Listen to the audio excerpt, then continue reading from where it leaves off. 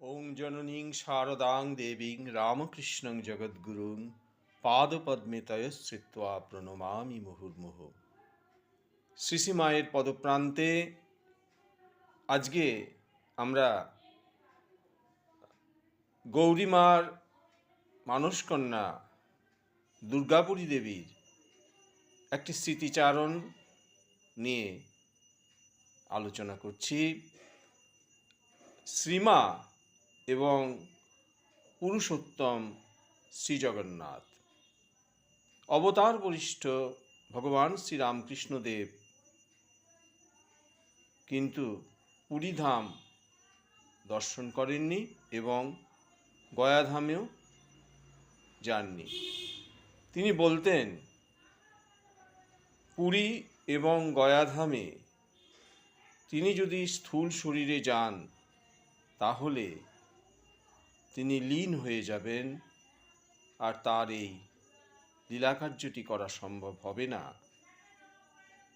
এবং তিনি বুঝিয়ে দেন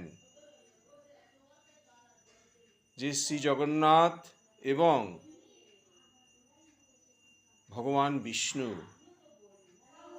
তার শরীরেই অবস্থান করছেন। সুতরাং জগন্নাথ ধাম তার দর্শন হয়নি, কিন্তু আমাদের মাতা ঠাকুরানী ভক্তবৃন্দ সহ জগন্নাথ দেবকে দর্শন করবার জন্য পুরীধামে এসেছেন। সঙ্গে আছেন আমাদের দুর্গাপুরী মা। তিনি তার এই মাতৃ সান্নিধ্যে যে জগন্নাথ বলরাম সুভদ্রাকে দর্শন করেছিলেন তার স্মৃতিসুধায় এক মর্মস্পর্শী বিবরণ তিনি তুলে ধরেছেন। স্বামী চন্দ্রকান্তানন্দ উদ্বোধন পত্রিকায় সেটিকে প্রকাশ করেছেন এবং সেটি পাঠ করে আমি বিশেষভাবে আপ্লুত হয়েছিলাম, অভিভূত হয়ে গেছি এবং মানস নয়নে দর্শন করছি সেই অপার্থিব লীলাকে, যা তুলে না ধরে পাচ্ছি না। তাই এই অমৃত কথার শ্রী শ্রী মায়ের পদপ্রান্তের যে ধারাবাহিক আলোচনা চলছে তার মধ্যে এটি সংযোজিত করলাম। তিনি লিখেছেন যে মাতা ঠাকুরানীর সহিত সকলে মহাপ্রভু সন্ধ্যারতি, চন্দন লাগি এবং বড়শৃঙ্গার বেশ দর্শন করতে চললেন। গভীর নিশীতে বড়শৃঙ্গার বেশ হয়। মন্দির সংলগ্ন বিস্তীর্ণ চত্বরে মাতাকে কেন্দ্র করিয়া সকলে উপবিষ্ট হইলেন। ঊর্ধ্বে তারকাখচিত নীলাকাশ, চতুর্দিকে নিস্তব্ধতা, তাহার মধ্যে উন্নত শির মন্দির যেন ধ্যানগম্ভীর হইয়া বসিয়া আছে। সেই শান্ত পরিবেশের মধ্যে মা সকলকে নিজ নিজ ইষ্ট নাম স্মরণ করিতে নির্দেশ দিলেন। কিয়ৎকাল পরে পাণ্ডা গোবিন্দ শৃঙ্গারী আসিয়া সংবাদ দিলেন যে এইবার মন্দির দ্বার উন্মুক্ত হইবে। সকলে গিয়া মণিকোঠায় প্রবেশ করিলেন। আনন্দ চিত্তে সকলে প্রভুর চন্দন লাগি দর্শন করিলেন। অতঃপর বেশকারীগণ নিপুণ হস্তে বিচিত্র বেশভূষায় সজ্জিত করিলেন দেবতাত্রয়কে, জগন্নাথ, বলরাম এবং সুভদ্রামাইকে। অপূর্ব সে বড়শৃঙ্গার বেশ। জনবিরল কোলাহল শূন্য মন্দির, আপন হইতেই চিত্ত স্থির হইয়া আসে। ভক্তি বিগলিত হৃদয় বলে, জগন্নাথ স্বামী নয়ন পথগামী ভবতু মে। মনে হয় সেই প্রার্থনা শ্রুতিগোচর হয় জগন্নাথ স্বামীর। বিশাল কৃপাল বাহুদ্বয় প্রসারিত করিয়া তিনি আহ্বান জানান সকলকে, মানুষের চিত্তকে বহির্জগৎ হইতে নিজের দিকে আকর্ষণ করে। জগন্নাথ প্রভু দুটি হাত প্রসারিত করে সবাইকে ডাকছেন, এসো আমি তোমাদের আলিঙ্গন করি, তোমরা ধন্য হও, তোমরা ধন্য হও। কতক্ষণ এইভাবে অতিবাহিত হয় তাহা কাহারও মনে থাকে না। ততক্ষণে তিনখানি পালঙ্ক আনিত হইয়াছে, সজ্জিত হইল দেবতার শয্যা, সুরভিত গন্ধে মন্দির আমোদিত। এইবার তাহারা বিশ্রাম গ্রহণ করিবেন। মাতা ঠাকুরানী তখন তদগত হইয়া প্রভুকে দর্শন করিতেছেন। তাহাকে স্মরণ করাইয়া দিতে হয় ফিরিবার কথা। মা একদম আত্মনিমগ্ন হয়ে বসে আছেন, তার শরীর নিষ্পন্দ, তিনি ধ্যানস্থা। ভক্তরা গভীর রাত্রিতে মাতৃ সান্নিধ্যে জগন্নাথ প্রভুর এই শয়নারতি এবং পরশৃঙ্গার বেশ দর্শন করলেন। এবার তারা ঘরে ফিরে যাবেন। রাত্রি শেষে মঙ্গল আরতির সময় পুনরায় মন্দিরে আসিয়া সকলে মিলিত হইলেন। যেহেতু ভগবানের শয়ন আরতি দর্শন হয়েছে, সুতরাং মঙ্গল আরতি দর্শন করাটাই বিধেয়।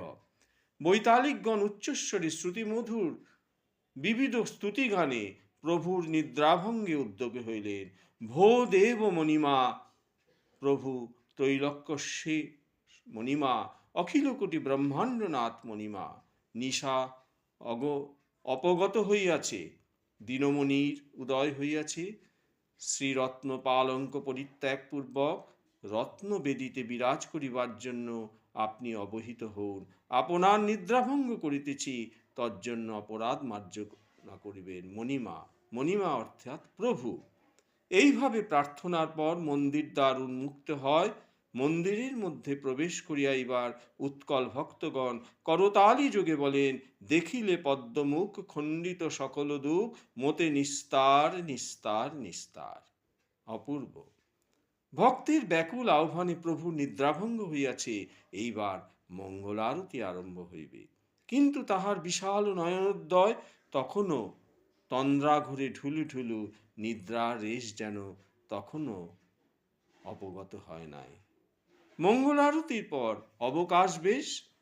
এই অবকাশে তিনি মাল্যভূষণ আদি সকল ঐশ্বর্য পরিত্যাগ করিয়া নিরাভরণ অবস্থায় দন্তধাবন, মুখ প্রক্ষালন ইত্যাদি প্রাতঃকালীন কার্য সম্পন্ন করেন। অতি সাধারণ অনাড়ম্বর এই বেশ, তবু কত মাধুর্যপূর্ণ। মাতা ঠাকুরানী এই অনুপম বেশ দর্শন করিতে করিতে এক সময় দুর্গাপরিমাকে বললেন, প্রভুর এই রূপটি অতি সুন্দর, এই রূপ নিত্য ধ্যান করবে। অবকাশ বেশটি ভালো করে মনে রেখে জগন্নাথ দেব দয়াল ঠাকুর যে তার আশ্রয় নেয় তার ভাবনা নেই। আমরাও ভাবনয়নে সেটি দর্শন করছি। জগন্নাথ প্রভু আমাদের ভগবান শ্রী রামকৃষ্ণ দেব যখন মঙ্গল আরতি হয়, আস্তে আস্তে তার কপাটটি খুলে যায় এবং পূজারী মহারাজ কর্পূর আরতি করেন। সেই ধ্যানমগ্ন পরিবেশে সবাই তন্ময় হয়ে আমরা প্রভুকে দর্শন করি। যে দিনের শুরু হচ্ছে, আবার একটি কর্মচঞ্চল দিন আমরা অতিবাহিত করব, তার শুভ সূচনা করছেন প্রভু তার এই মঙ্গল আরতি দর্শন করে। সেই রূপ সেই সময় সেই দিনে ভগবান জগন্নাথ প্রভুর মঙ্গল আরতি দর্শন করে মাতৃ সান্নিধ্যে ভক্তরা কৃতার্থ হলেন। জগজ্জননী সারদা মা তিনি ভগবান শ্রীরামকৃষ্ণদেবের একটি ছবিকে নিয়ে গেছিলেন বুকে করে এবং প্রভুকে দর্শন করিয়েছেন। প্রভু নিজেই নিজেকে দর্শন করছেন। তার জগন্নাথ দর্শন মাতৃ সান্নিধ্যে এসেই হলো এবং আমরাও সেটি উপলব্ধি করলাম। আরেকটি অধ্যায় আছে যেখানে বলছেন দুর্গাপরিমা যে জগন্নাথ ক্ষেত্রে রীতি এই যে এখানে মহাপ্রসাদ ধারণ বিষয়ে জাতি বিচার করা হয় না। এমনকি শ্রীমন্দিরের অন্তর্গত আনন্দবাজারে যাত্রীরা আচণ্ডালে পরস্পরের মুখে প্রসাদ তুলে দেয়। যারা পুরীধামে গেছেন তারা অবশ্যই আনন্দবাজার দর্শন করেছেন এবং এখান থেকে জগন্নাথ মহাপ্রভুর প্রসাদও কিনেছেন, আমরাও করেছি, এবং এই প্রসাদ অতি অমূল্য জিনিস, এর কোনো তুলনা হয় না। শ্রীমা যখন পুরীধামে, সেই সময় কলকাতার এক বৃদ্ধ ব্রাহ্মণ বিধবাও সেখানে এসেছিলেন।